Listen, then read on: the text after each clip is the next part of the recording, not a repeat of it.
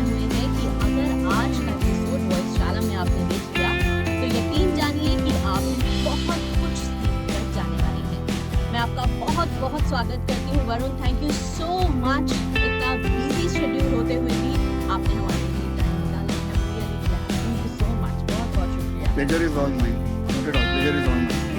तो इतना कुछ करने के बाद लगातार इतना अच्छा सफर आपका रहा in such a young age. So it's a pleasure to have you on वॉइसशाला, क्योंकि वॉइसशाला का एक ही मकसद है सभी की सपोर्ट करना, स्पेशली आर्टिस्ट। जो आर्टिस्ट दिल से काम करना चाहता है, सीखना चाहता है, तो सीखना अगर चाहता है तो वॉइसशाला उसके लिए बना है। क्योंकि यहाँ पर जो भी आएगा वो ऐसा कुछ सिखाकर चला जाएगा कि आगे फ्यूचर में करियर में बहुत काम आएगा। तो आज की हम शुरुआत करते हैं born and bought up in Mumbai, जैसा आपने मुझे बताया था। बट आप खुद अपनी स्टोरी थोड़ी बताएं, जर्नी कैसे स्टार्ट हुई, कहाँ की पैदाइश रही, कैसे स्कूल हुई?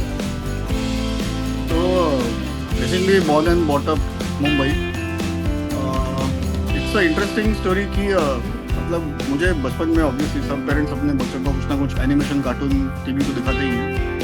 तो मैं वो ही-मैन, जंगल बुक, दूरदर्शन के कार्टून मुझे बिल्कुल नाम याद नहीं था, बहुत छोटा था मैं। तो शक्तिमान शक्तिमान तो खैर डब नहीं था, but I dream of Jeannie, small wonder, ऐसे मतलब डब शोज देखता था। तो मैंने एक्चुअली 8th स्टैंडर्ड में जो मेरी कभी क्लास टीचर भी थी and she was my English teacher as well, जिनकी वजह से मेरी इंग्लिश इतनी अच्छी है। तो उनको मैंने पूछा था कि मैंने वो कुछ टीवी पे देखा, वो टीवी में जानवर वगैरह ऐसे बात कर रहे थे और वो कोई गोरा आदमी है, वो हिंदी बात कर रहे हैं लेकिन उसकी हिंदी हमारे जैसी है। तो ये कैसे हो सकता है कि मतलब कोई इंसान इतनी शुद्ध और इतनी अच्छी हिंदी कैसे बोल सकता है? क्योंकि मैंने तो जो गोरे लोग देखे वो तो ऐसी हिंदी नहीं बोलते, उनकी तो अंग्रेजी भी हमें समझ में नहीं आती। तो ये कैसे हुआ? सो उन्होंने ऐसा एक हिंट दिया था कि I mean I don't think कि उनको भी इतनी आइडिया थी, but at least she had a clue कि okay she is may be talking about dubbing और something. So they told my parent कि ही हैज अ कीन फॉर हियरिंग एंड उसका बहुत एक अटेंशन उस चीज पे बहुत ज्यादा जाता है कि मतलब ये ऐसा ही क्यों हुआ, and he has some sort of a curiosity. So my parents actually they guess कि इसका पढ़ाई में कुछ मन लगने वाला नहीं है। And bye the way I was a bright student. Okay, great. बस मेरा वही था कि कल एग्जाम है तो मैं बुक्स को आज हाथ लगाता था, और उस हालत में भी मतलब अच्छे मार्क्स पास तो आते मतलब अच्छे तो नहीं। आई वांट नहीं, I want encourage to do that to the young people. ऐसे मत करो आप, it's not a nice thing. मतलब अच्छे मार्क उनको बोलना अच्छा नहीं है। I mean I was on paper I was average, but बाकी I was smart enough. And मेरे पापा को बहुत इंटरेस्ट था। He used to fix things, मतलब एम्पलीफायर, साउंड मिक्सर। सो बचपन से ही वो एक्सपोजर था मुझे। और पापा कभी कभी कहीं लाइव शोज के लिए वगैरह जाते थे। So I started very young. So twelfth में क्लियर तो नहीं कर पाया। So my father only told me कि इस सब में टाइम इन्वेस्ट मत करो। So he enrolled me in a government college, government polytechnic, जो बांद्रा में है। सो वहां से I did a course of sound engineering. फिर वहां से ऑन द जॉब ही सीखता गया। स्टूडियोज चेंज हुए, जॉब चेंज हुए, सीखता गया। So and fortunately God has been very kind कि इतना स्ट्रगल देखना नहीं पड़ा। सारे इंजीनियर्स भी अच्छे मिले, senior engineers. So they helped me. Right now, I am chief mixing engineer at Audio Magic. Dubbing artist, मतलब I am very part-time dubbing artist. मतलब मैं उतना डबिंग नहीं करता, but and I do it. अगर कोई ऐसा कुछ, बेसिकली आई रिक्वेस्ट समटाइम्स कि यार ये मैं कर लूँ क्या, या फिर कोई हड़बड़ी में कोई कैरेक्टर रह गया, या कोई वॉइस एक्टर मिल ही नहीं रहा है, कोई सुटेबल वॉइस नहीं हो पा रही है, जो हमें चाहिए वो नहीं मिल रहा है। So I mean stuff like that, not exact वो दोज रीजन। सो कभी कभार ऐसे कोई एक आध दूसरी लाइन सीरीज में डब कर दी, तो so that's how I am a dubbing artist. But majorly I have been a sound engineer only, like all my life. और मुझे like पहले से तो I won't say clear था, but I think मैं जब कॉलेज में गया और मुझे पता चला कि ये पढ़ाई में मेरा दिमाग लगने वाला नहीं है, so I figured out कि यार जिस चीज को इतना मैं पसंद करता हूँ, मतलब पैशन है, तो उसी में क्यों करियर बनाया जाए। So I just followed my passion, to be very honest. And like I said कि मुझे वो कॉलेज का इतना इंटरेस्ट तो था नहीं। So आई थिंक 12th के बाद ही, मतलब फर्स्ट अटेम्प्ट के बाद I tried second attempt which disappointed my mom, like because she knew कि मैं इतना अच्छा स्टूडेंट हूँ, I should not give it up. But मेरे पापा ने मुझे सपोर्ट किया, like in a very weird way, छोड़ दे यार, कुछ नहीं होता, मतलब तुझे करना है तू कर, बस कर दे, वो पढ़ाई वढ़ाई बाद में देखी जाएगी, देखो करना रहेगा तो बाद में भी कर सकता है, ऐसा कोई इशू नहीं है। क्या बात है, बट हाँ, if you want to do it, कोई बात नहीं, I support you. What a wonderful story. क्योंकि नॉर्मली इंडिया में ना हम वही एक कॉमन स्टोरी सुनते हैं कि बच्चा पढ़ नहीं रहा है तो फादर का कहीं ना कहीं प्रेशर है कि तेरा फ्यूचर कैसा होगा, तुझे कोई लड़की नहीं बिहाएगा, और बहुत सारे सो मेनी थिंग्स कि अब तेरा या कुछ नहीं होने वाला, और मैं तेरा क्या करूं, बेटा था क्या सपने थे, एटसेट्रा एटसेट्रा, जैसा हम फिल्मों में देखते हैं। लेकिन एक आई नो। बड़ी प्यारी बात आपने कही कि एक बाल मन, क्या उम्र रही होगी आपकी जब आपने ये सोचा कि ये अंग्रेज है और ये हिंदी कैसे बोल सकता है, क्योंकि ये बड़ी ही बारीक बात है। ये कोई ऐसे ही छोटा बच्चा नहीं सोच सकता, आजकल के बच्चे सोच सकते हैं, लेकिन उस टाइम पे इतने स्मार्ट किड्स नहीं होते थे, हम मैं तो नहीं, लाइक यू आर वेरी आपको पता ही नहीं काइंड, लगता यू आर था, वेरी काइंड। राइट। तो आजकल के बच्चे तो सोच सकते हैं, they are very smart enough, ठीक है, वो तो अब आजकल के जमाने के हैं।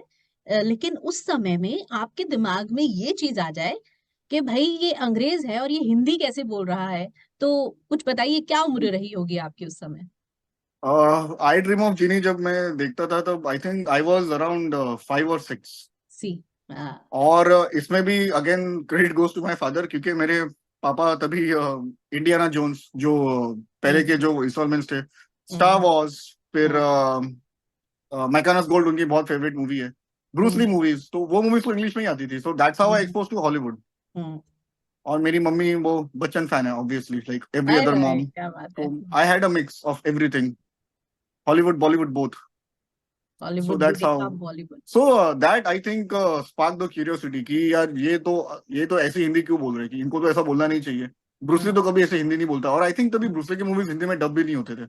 हाँ, सो वो और दूसरी का क्यूरियोसिटी बड़ा स्पार्क हुई। क्रेज था, बहुत या क्रेज था, बहुत जबरदस्त क्रेज था, राइट। बिल्कुल। या that was a very good time. तो बहुत अच्छा है, क्योंकि ये you are a very fortunate child, I must say, कि कितने अच्छे से बिल्कुल। टीचर एक अच्छा मिला जिसने एक इंग्लिश पे भी आपकी अच्छी पकड़ हो गई, साथ साथ मराठी आपको आती ही होगी क्योंकि आप हैं नेटिव ही, या है ना। Mother tongue. अच्छा, मदर टंग है। सो वो भी अच्छा हो गया, हिंदी तो होनी ही है, मातृभाषा है। और साथ में ये हुआ कि पेरेंट्स का जब सपोर्ट मिला, तो बिल्कुल एक होता है ना अपनी इच्छा से, भाई अब कोई सुने ना सुने मुझे अपनी मर्जी की लाइफ जीनी है, एक करेक्ट। होता है सबका सपोर्ट है और अब मुझे या अपनी जिंदगी जीनी है, तो उसमें एक अलग ही प्लेजर है, एक अलग ही ब्लेसिंग है, एक अलग ही मजा है, और वो आपको मिला।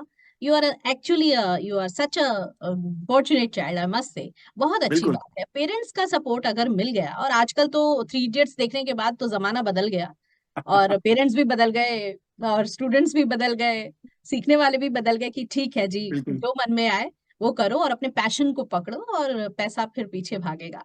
लेकिन वो जमाना जब आप बात कर रहे हैं, उस समय थोड़ा सा मुश्किल होता है पेरेंट्स को संभालना, कि भाई ट्वेल्थ भी क्लियर नहीं हो रही है, और उन्होंने आपको एक राइट ट्रैक भी दे दिया कि इंटरेस्ट कहाँ है, मैं ढूंढूं सोचूं। डेफिनेटली उन्होंने बहुत आपके ऊपर काम किया होगा, सोचा होगा कि बिल्कुल। मेरा बिल्कुल। बच्चा क्या इंटरेस्ट रखता है, और फिर आपको एक राइट लाइन मिली। तो एक्चुअली स्ट्रगल आपके फादर का रहा आपको परखने में, तो या आपके जौहरी रहे आपके फादर, है ना।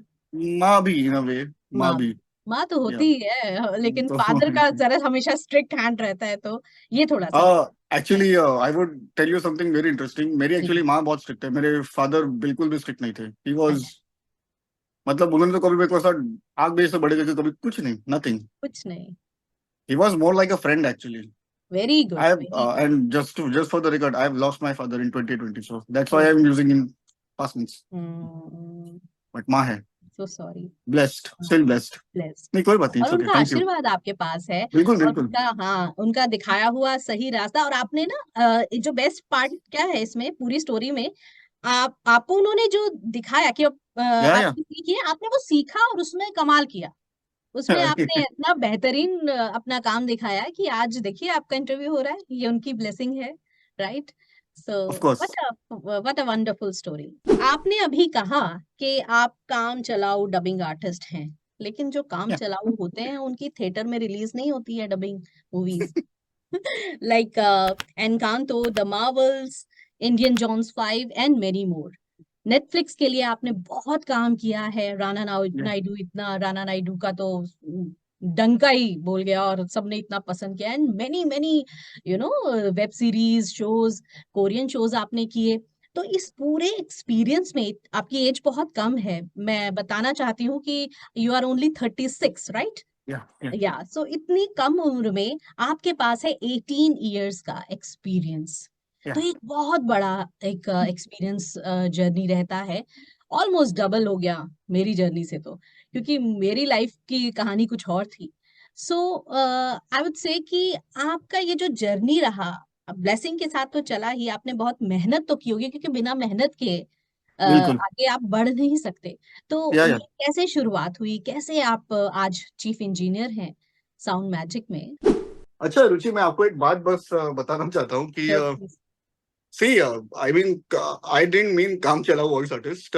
ये थोड़ा मतलब मेरा पर्सनल ओपिनियन है, मतलब I don't want to demean anyone, और मतलब किसी का ऐसा मुझे ये नहीं करना है। जितना एक लीड एक्टर इंपॉर्टेंट होता है डबिंग में, यार उतना ही ना इम्पोर्टेंट एक इसी कैरेक्टर डब करने वाला भी होता है। बिल्कुल। बिकॉज बिकॉज कभी कभी क्या होता है, एक सिंगल लाइन या कोई भी एक डायलॉग हम्म। आपको एक स्टोरी लाइन रिवील कर सकता है, या फिर एक बहुत इंपॉर्टेंट पीस ऑफ इन्फॉर्मेशन दे सकता है। हालांकि हम्म। ऐसा जरूरी नहीं है, depends on the story. But as a viewer आपको अगर इतना सब कुछ अच्छा सुनाई दे रहा हो, मतलब पूरे एक्सप्रेशन है, इमोशंस है, जो मोस्टली सारे डबिंग आर्टिस्ट, मोस्टली नहीं सारे करते ही हैं ऑफ हम्म। कोर्स। और बीच में सडनली कहीं भी ऐसा कोई एक, अरे कुछ भी चलता है, छोड़ दो ना, कोई किसी से भी करवा लो, मतलब वो थोड़ा इंटेग्रिटी का ही मामला है, वो थोड़ा गलत भी है, and that's not the actual case. So अगर कोई एस्पायरिंग वॉइस आर्टिस्ट ये सुन रहा है, तो आप ये मत सोचिए कि आपने कोई छोटा मोटा कभी रोल किया तो आप उसमें फंस के रह जाएंगे। ऐसा नहीं होता। एंड कोई भी, वो जैसे कि ग्रेट आमिर खान की एड थी, कोई भी काम छोटा या बड़ा नहीं होता, काम काम होता यस, है। काम तो काम होता है। अब जैसे कि वेरी इंटरेस्टिंगली राणा नायडू में तो मैंने एक वेटर डब किया था, जो मतलब किसी का नोटिस भी नहीं होगा। अच्छा। वो एक्चुअली कभी कभी क्या होता है कि समटाइम्स लास्ट मोमेंट चेंजेस कुछ आ जाते हैं, तो क्या करें अब, तो कुछ क्या और करें? कोई आर्टिस्ट भी कोई अवेलेबल नहीं होता, आप कहीं हम्म। लेट नाइट रुके हुए हो, कुछ हो रहा है, तो क्या करें। तो वो तो ऐसा था कि वो तो इंग्लिश में था, वो तो हिंदी में भी नहीं था। हम्म। सो राइट नाउ मैं जहाँ पर हूँ, तो मेरे जो बॉस है तरुण सर, अच्छी मैम, ऑडियो मैजिक, या। मतलब उनसे बेहतरीन वेंडर और बॉस तो दुनिया में कोई हो ही नहीं सकते। I am just not saying because they are my boss, they are also very wonderful human beings. और दे आर वेरी इतना टफ। सीखा है, या। इतना मैंने सीखा है उनसे, तो मैं भी कह रही थी कर देना, अभी क्या ही हो जाएगा, कोई आर्टिस्ट नहीं मिल रहा है, कोई और तो मैं कर लेती। Hmm. But even she was reluctant की नहीं यार, किसी आर्टिस्ट से करवा देते, बट सिर्फ वो कभी कभार डेडलाइन वाला मामला हो जाता है, तो हमारे पास हम्म। कभी कभी वक्त नहीं होता ये सब हम्म। चीजें करने के लिए, वरना otherwise I am so talented की, मतलब ऐसा किसी का काम नहीं छीनना चाहता मैं। तो नहीं। That's why I don't dub. That's a joke actually, that's not true. Actually मुझसे भी बहुत अच्छे अच्छे टैलेंटेड वॉइस एक्टर्स हैं। ये एंड अच्छे आर्टिस्ट की ना बातें हैं जो आप कह रहे हो, ये आपका हार्ट बोल रहा है। क्यों ना कि मैं किसी की रोटी छीन नहीं रहा हूँ, लेकिन हाँ ये है, क्योंकि टैलेंट तो बहुत है। अब आप ये बताइए, चाहे 2 लाइन बोलनी है जैसा आपने बोला, 2 लाइनें रिकॉर्ड करनी है। मेरे कई ऐसे क्लाइंट्स हैं जो प्रोजेक्ट में नहीं भी कर रही होती, जब फंसे होते हैं ना, रात के 2 बजे कॉल आता है कि रुचि उठियो, स्टूडियो में हो, क्योंकि मेरे पास घर में स्टूडियो सेटअप प्रॉपर है। तो 2 लाइन कर दो ना, ये देखो ऐसा करना है, इसको कॉपी करोगी? अब 100% कॉपी नहीं होता है, लेकिन फिर भी चलो कोशिश। अब वो ऐसा लगता है कि ये मेरा क्लाइंट है, रेगुलर काम देता है, लिहाज भी है थोड़ा सा, तो चलिए 2 लाइन की बात है। परेशान है उस समय, वो बहुत आई परेशान नो। है, साउंड इंजीनियर्स बड़े दुखी हैं, अरे take take take take message पे मैसेज कर दो ना। मैं अब वो, और हम ना इमेजिन कर पाते हैं कि वो सारा कुछ हो चुका है, बस 2 लाइन की वजह से वो अटका हुआ है काम और नहीं हो पा रहा है। तो वो 2 लाइनें बहुत इंपॉर्टेंट हैं। वो कहते हैं ना कि हाथी निकल गया पूंछ रह गई, लेकिन वो पूरा कंप्लीट तभी दी एंड होगा जब ये चीज हो जाएगी। वरुण, जो आप डबिंग करते हैं, चाहे लास्ट मोमेंट की डबिंग हो या आपको सिलेक्ट किया गया हो, डबिंग तो डबिंग है, काम तो काम है। जब एक बार वो स्क्रीन पर चला गया, तब वो कोई नहीं देखेगा ये कब किस सिचुएशन में डब हुआ।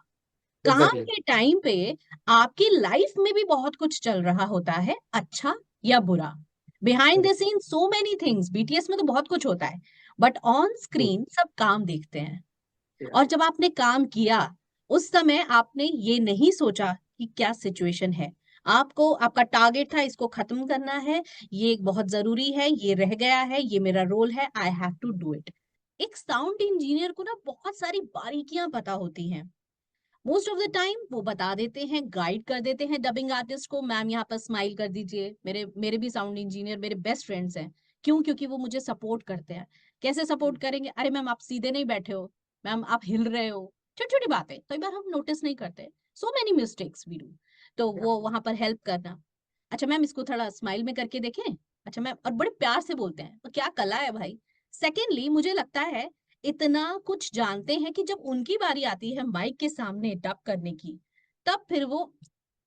इतना मस्त डब करते हैं। मेरे अकॉर्डिंग वो बहुत अच्छा डब करते हैं। So really Okay. Hats off to you. Thank you so much कि आपने उस अपनी आर्ट को एक रूप दिया। व्हाई नॉट, क्यों नहीं।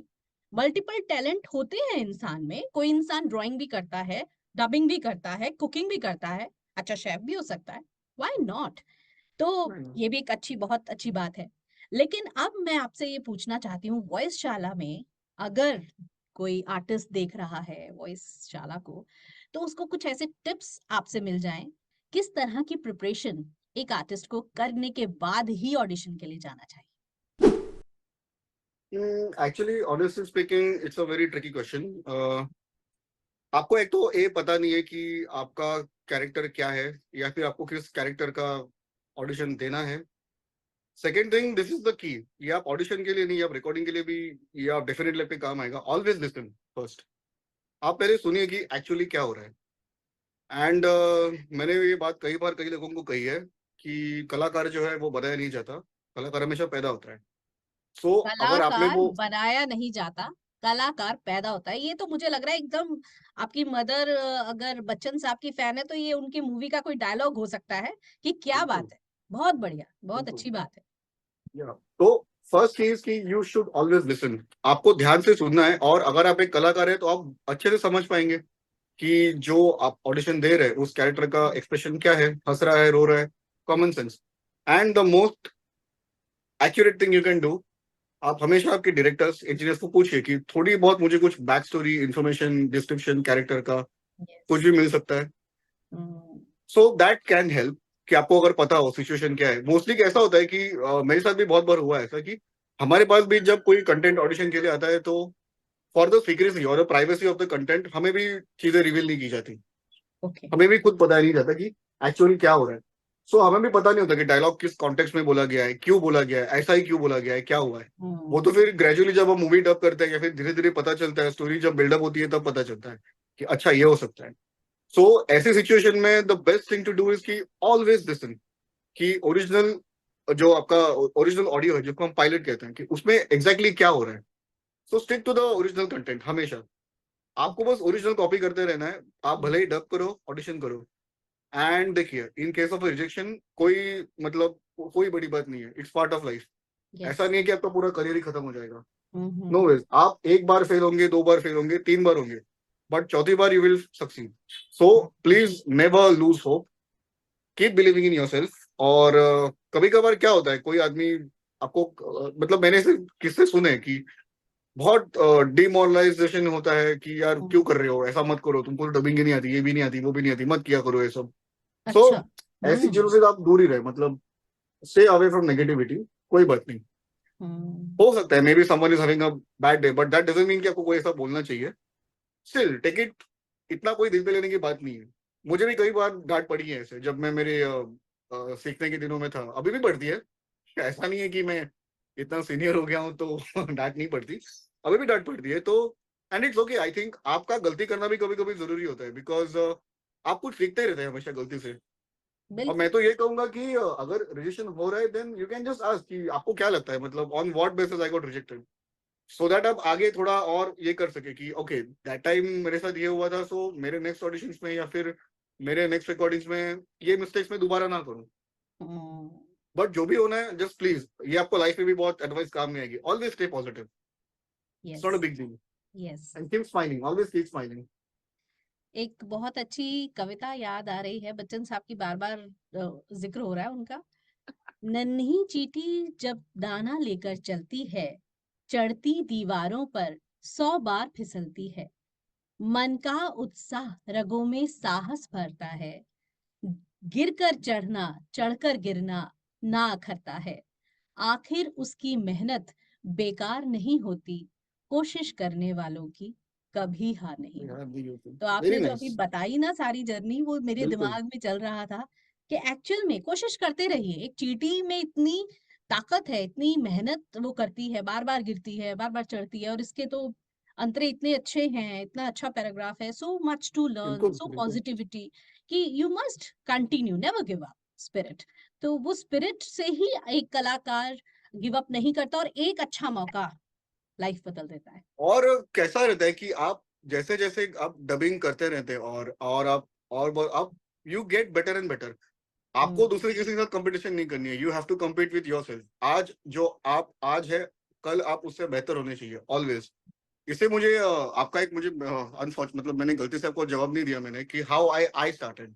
यस। सो जो मेरे प्रोफेसर थे डिमेलो सर, जिन्होंने मुझे कॉलेज में सिखाया, सो ही गिव मी रेफरेंस कि यहाँ पे बात कर लो कि शायद तुम्हें जॉब लग जाएगी। अब वहां पे भी वही हुआ कि वहां पे ऐसा था कि आप तो अभी कॉलेज से पास आउट हुए हो, आप क्या ही कर लोगे, आपको तो कुछ आता भी नहीं होगा। मैंने कहा आता तो नहीं है अब।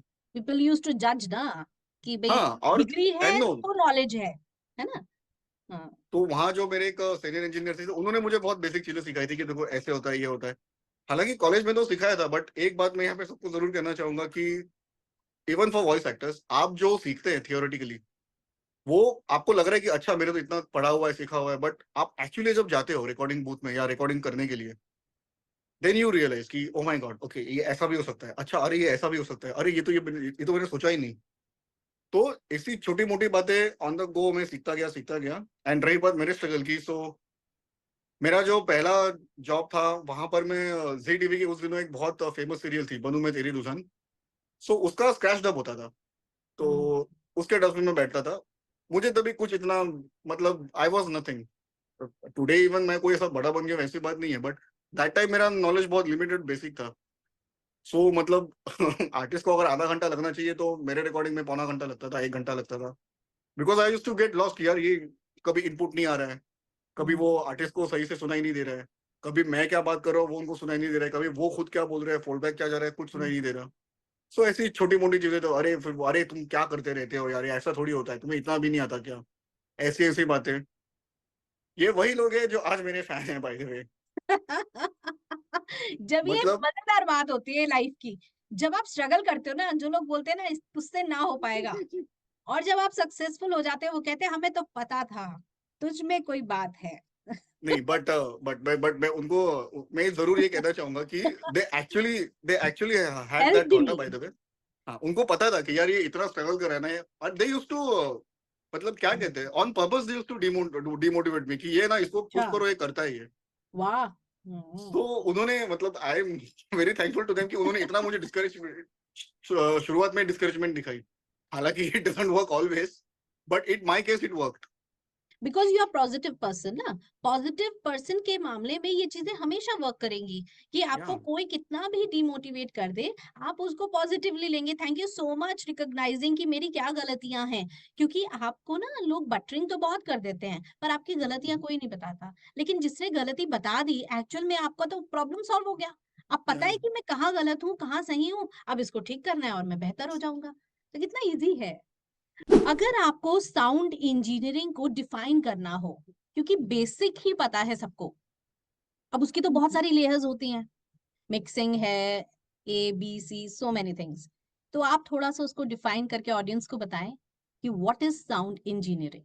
तो basically you rightly said sound engineering बहुत सारे लेयर्स है उसमें। ज्यादा डेप्थ में नहीं जाते, तो विल स्पीक अबाउट जितना हमारे इंडस्ट्री या। के लिए जरूरी है। हाँ। सो जहाँ पे अभी फिलहाल मैं हूँ audio magic, we have recording engineers and we have a mixing engineer. जो मैं हूँ रिकॉर्डिंग इंजीनियर, नेचुरली जो आपका कंटेंट है उस सबको रिकॉर्ड करेगा। Mixing engineer, very responsible job by the way, aspirants please listen carefully. एक अच्छा रिकॉर्डिंग इंजीनियर ही एक अच्छा मिक्सिंग इंजीनियर बन सकता है, और ऑफ कोर्स एक अच्छा मिक्सिंग इंजीनियर हमेशा एक अच्छा रिकॉर्डिंग इंजीनियर होता ही है, no denial, because he has progressed. और ये प्रोग्रेस करना बहुत जरूरी है। मैंने बहुत यंग बच्चे देखे कि जिनको पास होके 1 साल नहीं हुआ है, 2 साल नहीं हुआ है, सर मुझे ना मिक्सिंग इंजीनियर बनना है। आई मीन आप बनो, कोई उसमें ना प्रॉब्लम नहीं है, बट द पॉइंट इज कि you need to go with the right direction. आपको मतलब अगर माइक टेक्निक्स ही पता नहीं है, साउंड इंजीनियर का बेसिक प्राइमरी जॉब तो यही होता है कि रिकॉर्डिंग अच्छी हो, जो आपने पहले कहा था कि वॉइस एक्टर को कंफर्टेबल फील कराएं, वेरी इंपॉर्टेंट। इससे मुझे एक फनी किस्सा याद आया। पहले नॉट फनी एक्चुअली, मेरा एक ट्रांसफॉर्मेशन कि पहले मैं बहुत ऐसा शांत हुआ करता था कि अरे कुछ बोल देगा कोई या कुछ, मतलब कुछ मैं बोल दूंगा। तो बेसिकली मेरा मेरा बेसिक नेचर बहुत मजा किया है, मुझे जोक्स मारना बहुत अच्छा लगता है। सो आई तभी एम तो ब्लेस्ड कार्टून कि डब करने में मजा आता होगा ना। बहुत कार्टून नहीं, मैं तो सीरियस सिचुएशन में लोगों को हंसा देता हूँ। अरे वाह। मतलब वो एक तो है, मुझे किस्सा भी याद है, कोई एक इंटेंस कैरेक्टर है किसी, मतलब ऑन स्क्रीन किसी की डेथ हुई है ओके। और वो आर्टिस्ट पूरा ऐसा मतलब रो रहा है, इमोशन दे रहा है, और फोकस शॉट में कुछ तो था ऐसा कि वो कोई तो जो भी कैरेक्टर है वो ऐसा है। सो टॉपिक वैसे मैंने बोल दिया, भाई ये सब ठीक है, वड़ा पाव कब खाना है। उसके बाद उस आर्टिस्ट की जो हंसी छूट गई, बोला यार तू इस सिचुएशन में, वो आदमी मर रहा है, उसकी जान जा रही है, तू ये बोल रहा है कि तू वड़ा पाव कब खाएगा। और खा खा के vada pav, by the way I am obsessed with vada pav because Mumbai. अरे मुझे तो बहुत पसंद है। अब हम तो खा भी नहीं सकते दिल्ली का वड़ा पाव, वैसे तो यहाँ भी बहुत कुछ फेमस है, बट स्टिल मुंबई का vada pav is the best. Recording engineers, उनका प्राइमरी जॉब तो वही है कि सही जगह पे सही डायलॉग रिकॉर्ड करना, मेक श्योर कि टेक्निकली डायलॉग बहुत क्लीन हो। जैसे कि बहुत बार क्या होता है, डायलॉग्स कभी 2 पेजेस पे होते हैं, तो आर्टिस्ट कभी पेज फ्लिप कर देता है, तो वो पेज फ्लिप की साउंड आ जाती है। पेज की, हाँ राइट। तो वो भी एक तरीका है बाय द वे करने का, हाउ टू पेज फ्लिप, वो भी एक है। बेस्ट थिंग इज कि आप मेमोराइज ही कर लो लाइन पूरी, ताकि आपको स्वाइप ना करना पड़े, या फिर आप थोड़ा ऐसा फोल्ड करके दो लाइन आमने सामने रखिए, पेपर को इस तरह से रखिए ताकि आपको ठीक से पढ़ने में आसानी हो। टेक्निक्स हैं, तो छोटी छोटी ट्रिक्स हम कह ट्रिक्स है। सकते हैं, राइट। और मिक्सिंग इंजीनियर, आपका जॉब ये होता है कि मैं लोकलाइजेशन की बात कर रहा हूँ, नॉट द ओरिजिनल। वो लोग तो जाने दो, मतलब अलग लीग हो जाती है, वो थोड़ा अलग तरह का काम है वो। रिकॉर्डिंग इंजीनियर्स का जो काम है उसको सब कंपाइल करना, एक ट्रैक पे लेना, आईटी आईटी जिसे कहते हैं, एमएनई इंटरनेशनल ट्रैक के साथ पूरा उसे मिक्स करना। आपको जज करना पड़ता है ओरिजिनल मिक्स सुनकर कि कहाँ पर क्या वॉइस ट्रीटमेंट हुई है। जैसे कि कुछ टेलीफोनिक हुआ है तो उसे टेलीफोन की तरह साउंड करवाना, अगर कहीं पे टेलीविजन में कोई डायलॉग आ रहा है तो उसे करना, उसको उस तरह से ट्रीट करवाना। बेसिकली मिक्सिंग इंजीनियर्स दे क्या कहते हैं, they sound things, they make you sound beautiful in a way. मैं ये नहीं कह रहा क्योंकि मैं खुद एक मिक्सिंग इंजीनियर हूं, but yeah that's true actually, they do make you sound beautiful. Viewer को मेरा तो अप्रोच यही रहता है कि व्यूअर को ऐसा एक्सपीरियंस मिले कि ही इज देयर, जब वो सुने यस, ही शुड फील कि वो आदमी वहीं पे खड़ा है, वही उसके है, सामने से हो प्रेजेंट रहा है, है, राइट। प्रेजेंस हो रहा है, तो वो करना हाँ। The job of a mixing engineer.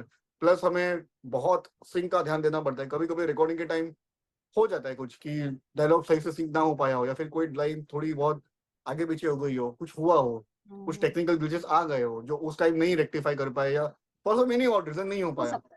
सो वो करना, so that's a job of a mixing engineer. इसी के साथ मुझे एक बात याद आती है, वरुण, कई बार लोग बहुत जज करते हैं डबिंग में मजा नहीं आया। हमें तो बहुत अच्छा लगता है, हमें तो मजा आता है, हम तो देखते हैं, सुनते हैं, ये बहुत अच्छा राइट। टॉपिक निकाला और आपने। लोग बहुत जज करते हैं ना। मुझे पर्सनली बड़ा दुख होता है यार, कितनी जल्दी बोल दिया क्या यार, ओरिजिनल सुनो, ये तो मजा नहीं आ रहा। कितना कड़ी मेहनत, कितना सेक्रीफाइस, सो मच कि भाई डायलॉग कई बार क्या होता है, लिखकर कुछ आया है और सिंक ही नहीं हो पाएगा क्योंकि वो लिखा कुछ और है और बोल कुछ और रहा है। फिर आपको उसमें कुछ उसी टाइम राइट मूवमेंट पे आपको बताना पड़ता है, अच्छा इसमें एक ये वर्ड डाल के इसको थोड़ा कंप्लीट करते हैं, इसको ऐसे फिनिश करते हैं, करेक्ट। तो ये परफेक्ट लगेगा, राइट। वो डबिंग के ये छोटे छोटे पॉइंट्स एक आर्टिस्ट और ये सिर्फ साउंड इंजीनियर समझ सकता है। अब ये जो कॉम्बिनेशन होता है, वो 2-3 ट्राई करते हैं, हाँ ये सही बैठा, इसमें अच्छा स्माइल डाल दूं क्या, इसमें ऐसा कर दें क्या। तो वो जो एफर्ट्स हैं, बजाय इसके कि हम उनको रिकॉग्नाइज करके अप्रिशिएट करें, हम क्या करते हैं, पब्लिक जज करती है, ए यार मजा नहीं आया। अच्छा अब क्या है, अभी साउंड इंजीनियर्स पहले की बजाय अब ज्यादा परफेक्ट भी हैं। आज से 15-20 साल पहले उतना अच्छा एक्चुअल में नहीं था, और जो डबिंग थी वो लिप सिंक नहीं हो रहा है, वो कहीं जा रहा है, वो कहीं बोल रहे हैं, कार्टून्स की बात अलग है, तो वो ऐसा होता था। लेकिन आजकल तो इतना फाइन डब आ रहा है कि आप प्रॉपर पूरी सीरीज देख लो, तमिल तेलुगु को हिंदी में मजे से देख सकते हो, कितना भी मूवीज को, मराठी मूवीज को हम हिंदी में देख रहे हैं नेटफ्लिक्स पे, and we are enjoying with the same meaning. है ना, विद द सेम मीनिंग। तो आई थिंक अभी वो मंजूमन बॉयज बहुत हिट हो रहा है, उसका I think that is in Telugu और सम लैंग्वेज, और उसको हमने हिंदी में देखा, वंडरफुली डब्ड, मजा आ रहा है, बात समझ में आ रही है। और कभी कभी ये भी होता होगा, आपके साथ भी होता होगा, कि जब कर रहे हैं तो जब तक परफेक्शन नहीं आया ना, retake, retake, again again again. तो एक एक ना छोटी सी हैप्पीनेस मिलती है जब राइट टेक आता है, और फर्स्ट टेक में ही राइट टेक हो गया, उसके बारे में कुछ कहोगे? मजा आता है उस टाइम कि आह, हो गया। बिल्कुल। वो जो मजा जॉय है तो ना, वो एक आप समझ सकते हो और एक आर्टिस्ट समझ सकता है कि वो जॉय क्या है। अरे ये यही तो चाहिए था, है ना? एग्जैक्टली। हम्म, मैं बस आपको एक चीज थोड़ा हम्म, क्लैरिफाई करना चाहूंगा कि पहले के जो डब्स आउटसिंग दिखते थे, हम्म, पॉइंट इज कि वो टाइम टेक्नोलॉजी उतनी डेवलप नहीं थी। नहीं थी। और स्पेशली इट वाज हमारी इंडस्ट्री जस्ट किक ऑफ हो रही थी, मतलब तभी चीजें सर्टेन नहीं थी कि ये डब कंटेंट है। मतलब that's my assumption, that's my personal opinion, मुझे एक्चुअल चीजें पता नहीं है। I may be wrong, I might be hmm, right. So hmm, normally कैसा रहता है कि जितना मुझे पता है, बीइंग अ साउंड इंजीनियर, कोई भी साउंड इंजीनियर कभी टेक कोई आउटसिंग नहीं छोड़ेगा। ही विल मेक श्योर कि काम मेरे अगर नजरों के थ्रू जा रहा है तो सही जाए। Hmm, he won't let that go ever. Hmm, अगर हुआ भी होगा तो कुछ तो टेक्निकल हुआ होगा, या फिर हम्म, कुछ तो मजबूरी हुई रहेगी, या फिर सबसे जो हम्म, हमेशा मोस्टली बहुत बार होता है, it's not an excuse, it's not an hmm, मतलब कोई जस्टिफिकेशन भी नहीं है इस बात का, but I just want people to understand कि डेडलाइन कभी कभी नहीं हो पाता, बहुत सारी चीजें लेट गो करनी पड़ती है। And coming back to your question कि वो यार मजा नहीं आ रहा, मेरे कई बार कई लोगों से ऐसे बहसबाजी हुई कि एग्जैक्टली डिफाइन कि मजा मतलब क्या होना चाहिए आपको। यस। आपने टेक दिया है, आप बोलोगे ना मुझे ना यार मजा नहीं आया, क्या मतलब you want to stand up and dance, क्या आपको मजा है? या you want me to crack some joke, मैं यहाँ पे डांस करूँ तो आपको मजा है? देर लाइक यार तू इतना ऑफेंड क्यों हो रहा है? मैंने कहा मुझे अच्छा लग रहा है टेक, आपको हम्म, अच्छा नहीं लग रहा है। और कभी कभी क्या होता है कि एक सीरियस सिचुएशन चालू है, आप वो डायलॉग रिकॉर्ड करने के बाद बोल रहे हो यार मजा नहीं आ रहा, इसमें मजा आने वाली क्या बात है? कोई वो तो है सैड ही सीन चल रहा सीरियस। है, कोई हाँ। अनरोमांटिक सीन, या यू कैन ऑलवेज है ना कि। और जैसे कि मैंने भी हम्म, मैंने ये किसी और सेक्टर से ही ये बात सीखी है मैंने कि even when I am taking a retake, I always say please. मैं कभी नहीं बोलता अरे मजा नहीं आ रहा है, हाँ। आई नेवर से मजा नहीं आ रहा है। और as a engineer, as a recording engineer, आपको वॉइस आर्टिस्ट को जस्टिफिकेशन देना है कि आप हम्म, रीटेक क्यों लेना चाहते हो। आपने बोला वन हम्म, मोर, हम्म, आर्टिस्ट तो वही करेगा जो उसने पहले किया था। हम्म, आप उसे बोल तो दो, लाइन शॉर्ट हुई है, लाइन लंबी हो रही है, हम्म। सारे क्लिक्स आए हैं, आपका यहाँ पे डायलॉग क्लियर नहीं हुआ है, कुछ तो बोलो ताकि वो कॉन्शियस हो जाए। आप बार बार वन मोर वही वो किए चीज जा रहे हो। मैनिफेस्ट कर रहे हो आप तो, नेगेटिव बोल के, जब आपको ही मजा नहीं आ रहा तो ऑडियंस को कहाँ से आएगा? करेक्ट। राइट।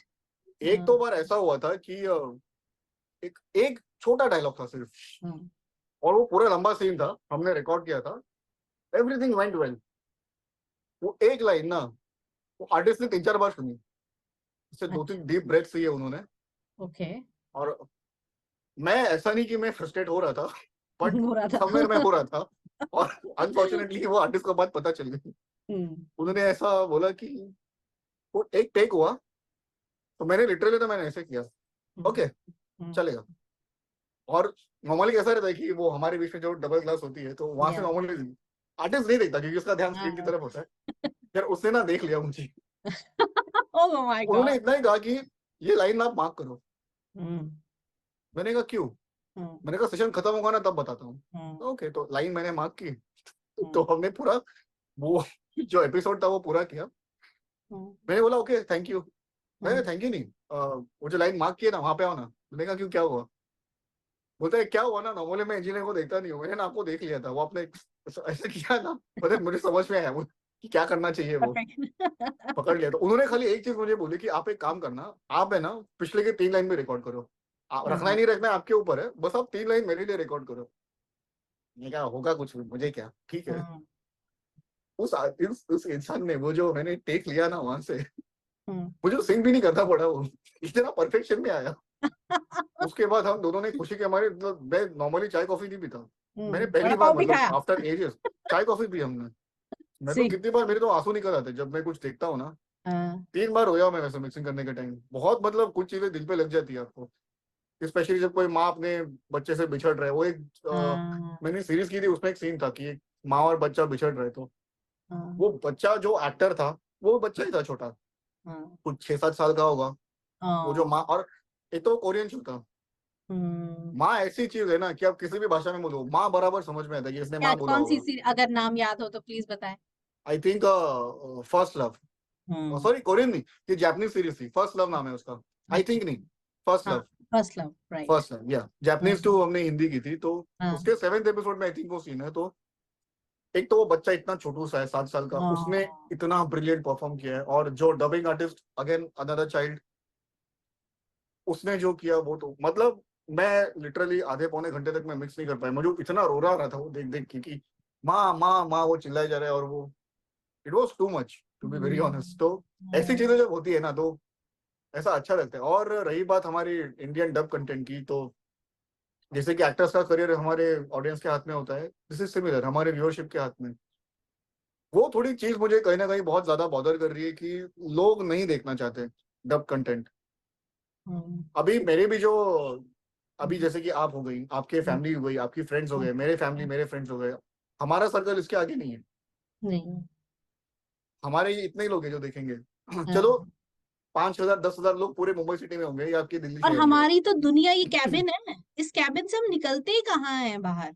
अपनी फैमिली के पास कितनी देर के लिए बैठते हैं, बाहर कितना घूमते हैं, शॉपिंग कितनी करते हैं।